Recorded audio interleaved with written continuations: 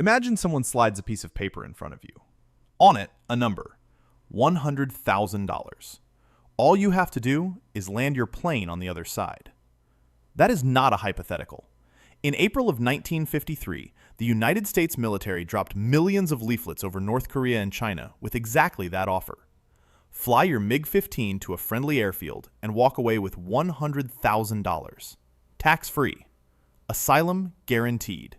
A new life waiting. You would assume that kind of offer would be laughed at, that loyalty runs deeper than money. And for most pilots, it did. But the people who designed Operation Moolah were not counting on every pilot to defect. They were counting on something far more subtle. They were counting on the idea that even one pilot reading that leaflet alone in a barrack somewhere would feel something shift. Here is why that matters. By 1953, the Korean War had been grinding for nearly 3 years. The United States had a serious problem. A Soviet-built fighter jet called the MiG-15 was humiliating American aircraft in the skies above the Korean peninsula.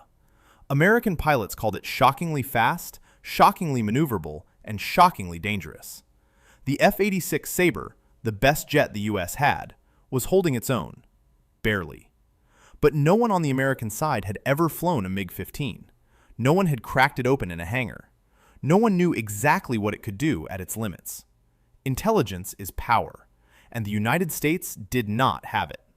General Mark Clark, commander of the United Nations forces in Korea, authorized a psychological operation so audacious it almost sounds invented.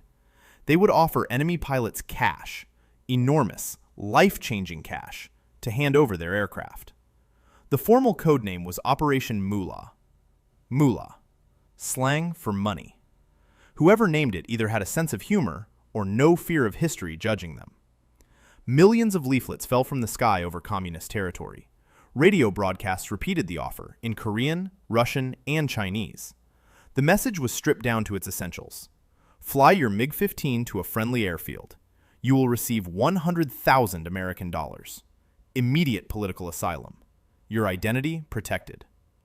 Now think about what that kind of offer actually does to a person.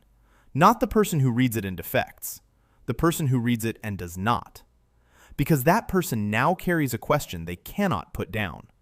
What if someone else does? Psychologist Robert Cialdini, whose foundational research on the mechanics of persuasion has been taught in every behavioral science program in the world for decades, describes what he calls the principle of social proof. People do not make decisions in isolation. They look around at what others are doing, and what others might do. The moment a single MiG-15 pilot defected, every other communist pilot in the sky would be watching. That was the real weapon, not the money.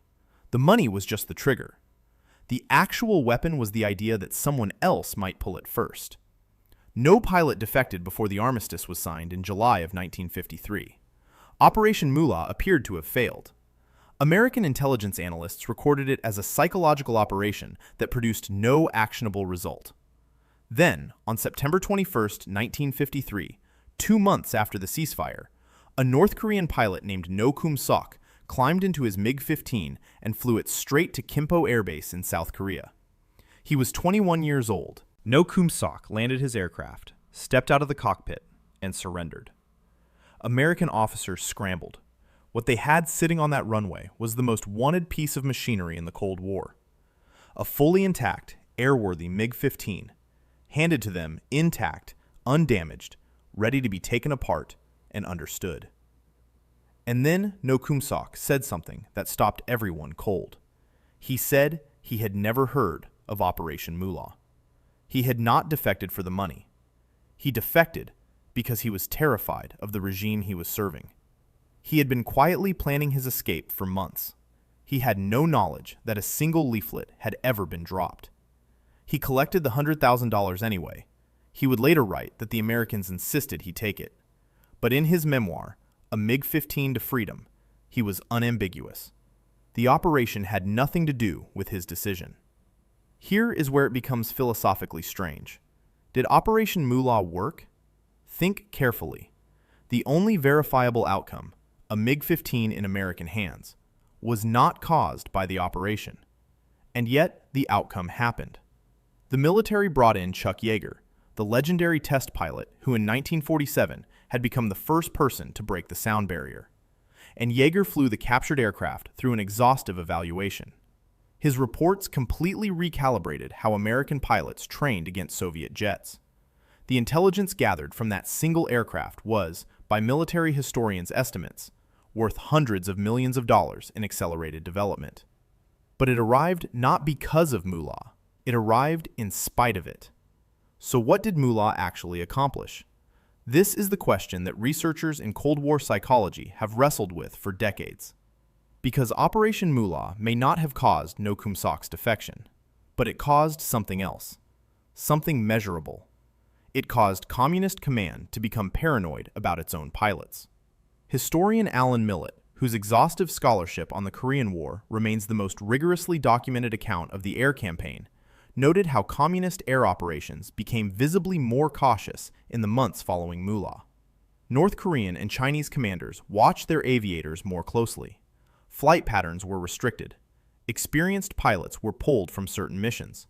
Less seasoned replacements were cycled in. All of it done to prevent a defection that, in the end, happened anyway, after the operation had officially been shelved, and for reasons that had nothing to do with money. The Psyop worked. It just worked in a direction no one had aimed at. This is the part that should make something click. Psychological operations, and this extends far beyond wartime, rarely work by changing minds directly. They work by changing behavior. They do not need to convince you of anything. They only need to introduce enough uncertainty that your actions shift, even without your awareness. The North Korean pilot who flew a shorter patrol route that month because his commanders had tightened restrictions after Moolah, he was a product of the operation. He never read the leaflet. He never thought about the money. But the operation reached him anyway, through every layer of the command structure above him. Psychologist Solomon Asch demonstrated something similar in his conformity experiments of the early 1950s, almost exactly the same years the MiG-15s were crossing the 38th parallel. Asch showed that the presence of social pressure, even from complete strangers, could cause people to contradict their own clear perception of reality. You did not need to believe something was true to act as if it were. You only needed to feel that others might believe it. Moolah seeded that feeling throughout an entire air force. Now hold that idea and bring it forward 70 years. Every day, your behavior is shaped by offers you barely register. Loyalty programs that keep you returning to the same store, not because the prices are better, but because you are already inside the system. Social platforms that show you what others are clicking before you have decided whether you care. Workplaces where one person's ambitious output quietly resets what everyone else considers normal. None of these are Operation Moolah, but they are all its descendants. The drop leaflet, the radio broadcast, the $100,000 promise falling out of the sky.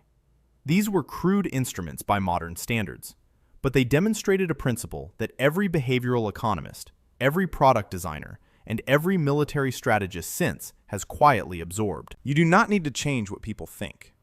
You only need to change what they imagine other people might do. No Kum-Sok wanted his freedom. He had always wanted it. He flew toward it before anyone asked him to. The Americans offered him money he never needed to motivate him. And somewhere in a barracks he never entered, a leaflet he never read, made someone else's commanders afraid enough to ground a pilot who had been planning his escape the whole time. Tonight, when you make a decision that feels entirely your own, something small, something unremarkable, you might want to sit with one quiet question. Who dropped the leaflet?